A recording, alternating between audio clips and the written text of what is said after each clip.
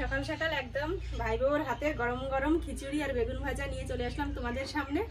আমার অনেকটা খাটনি কমে গেল, কেননা সকালবেলার ব্রেকফাস্টটা পার্সেল হয়ে চলে এসেছে আমার বাড়িতে।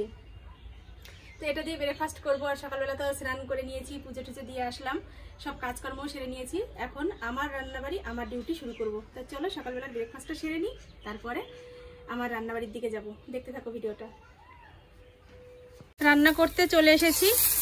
আজকে একদম সিম্পলের মধ্যে রান্না করব। সারাটা দিন রান্না করতে করতে যায় আর কোনো কাজ আমি করতে পারি না, তাই ভেবেছি আজকে সিদ্ধান্ত নিয়ে নিয়েছি যে আজকে একদম সিম্পলের মধ্যে একটা তরকারি করব। আর সকালবেলা বেগুন পোড়া করেছি, সেটা দিয়েই আজকের খাওয়া দাওয়া সারবো।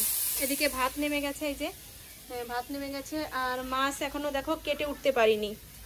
এই যে এখানে ভোলা মাছ এনেছে বাবা, দেখো বেশ বড় বড় রয়েছে ভোলা মাছগুলো। এই দেখো অনেকটা বড় বড়ই মাছ।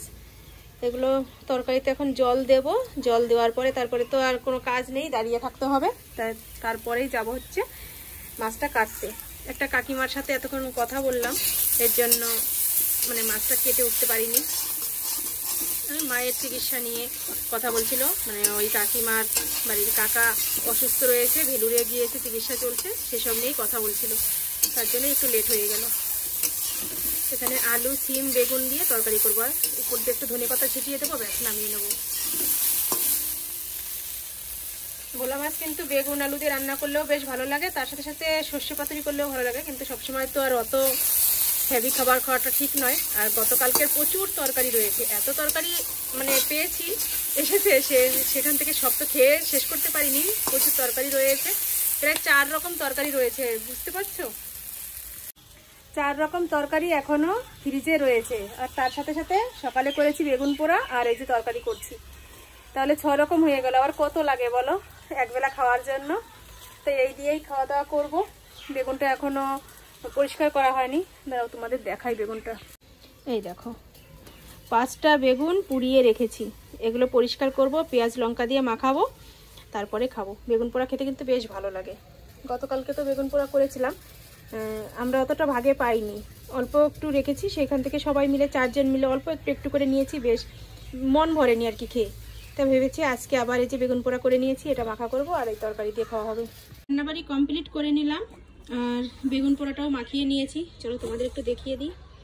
এই যে হচ্ছে মাখিয়েছি বেগুন পোড়াটা কাঁচা লঙ্কা পেঁয়াজ দিয়ে, দেখো যে থালের মধ্যে মাখিয়েছি সে থালেই রয়েছে।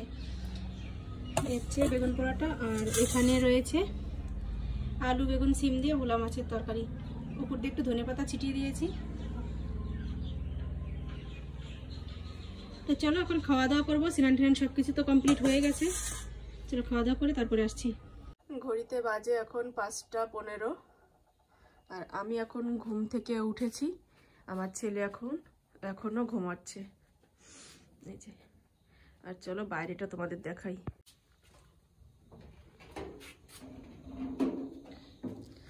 ঠান্ডা হাওয়া ছাড়ছে, বাইরে একদম অন্ধকার, দেখো এখনো, ঠিক আছে, প্রচণ্ডই অন্ধকার।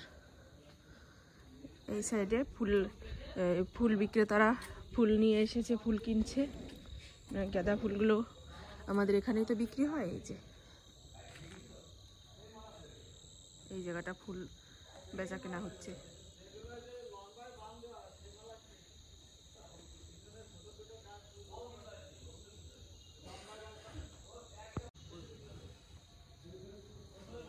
এখনো তেমন লোক আসেনি, 1 জন 2 জন এসেছে। ওই যে মাথায় গাঁট নিয়ে, দেখো ফুলের গাঁট নিয়ে যাচ্ছে। এই যে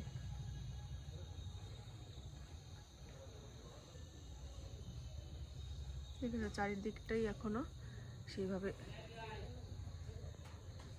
পরিষ্কার হয়নি। এই হচ্ছে পূব দিক, দেখো পূব দিকটা পুরোটাই অন্ধকার।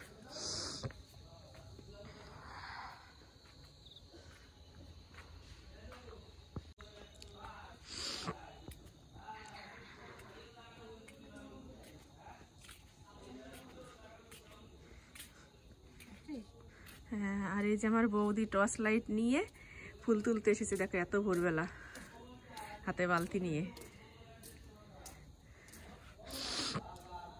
আমি এত ভোরবেলার কারণ হচ্ছে এই দেখো প্রচুর বাসনপত্র রয়েছে, এগুলো সব এখন মেজে ঘষে পরিষ্কার করব।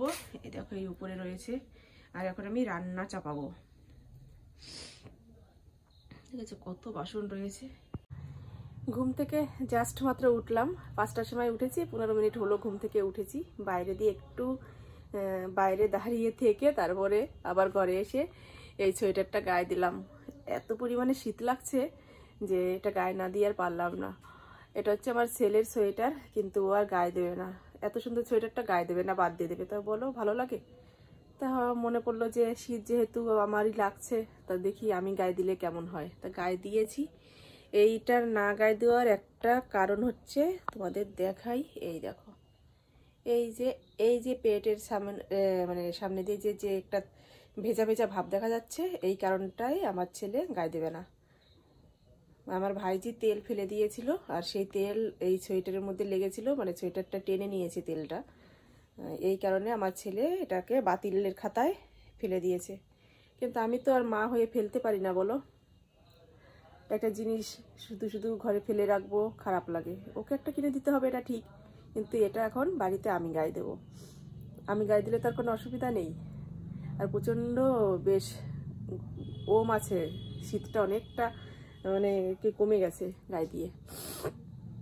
এমনি তো আমার ঠান্ডা বেশি, শীত লাগছে, কিন্তু এটা গায়ে দিয়ে অনেকটা কম মনে হচ্ছে। তাই চলো এখন আমি ডাল বসাবো, মটরের ডাল বসিয়ে দিয়ে বাসনগুলো মাজবো। আর আজকে যাব আমি কলকাতাতে সকালবেলা। তার আগে যতটা কাজ করে নেওয়া যায় করে নেব, কেননা রান্না করে যেতে হবে। রান্না না করলে তো বাবা আর দাদা দুজনে থাকবে বাড়িতে, ওরা তো খাবে। ওদের জন্য রান্না করব, আর আমি আর ছেলে দুজনে যাব। তো চলো ঝটপট করে আমি কাজগুলো সারি। ভাত রান্না করব, ডাল রান্না করব, বাসনগুলো ধোবো, ঘর ঝাড় দেবো, উঠোন ঝাড় দেবো, এইসব কাজগুলো রয়েছে। তো সকাল হতে হতে যতটা পারা যায় করে নিই, তারপরে আবার তোমাদের সাথে দেখা হচ্ছে। এই যে রান্না বসিয়ে দিলাম, ভাতটা ওই সাইডে বসিয়েছি, আর এখানে হচ্ছে মটরের ডাল বসালাম। প্রেসারে মটরের ডাল দিয়ে দিলাম, এর জন্য একটু তাড়াতাড়ি হয়ে যাবে রান্না। এক সাইডে ভাত আর ডালটা ফুটতে থাকবে, আর এই সাইডে আমি কাজগুলো সেরে নেব।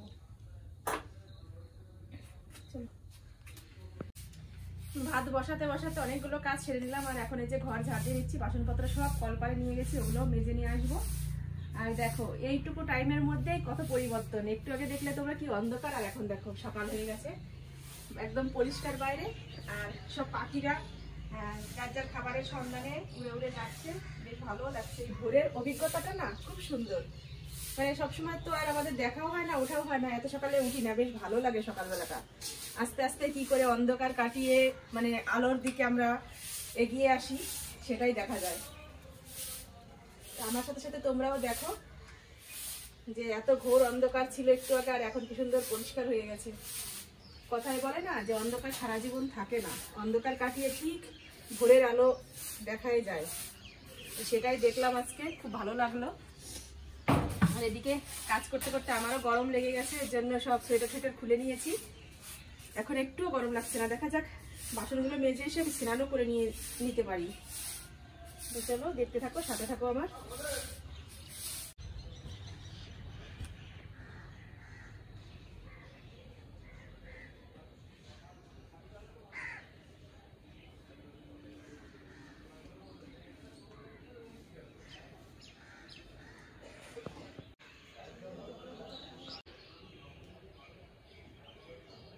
কর্ম সেরে রান্নাবাড়ি কমপ্লিট করে চলে আসলাম। দেখো একদম স্নানও করে নিয়েছি, ড্রেস পরে নিয়েছি, এখন বেরোবো।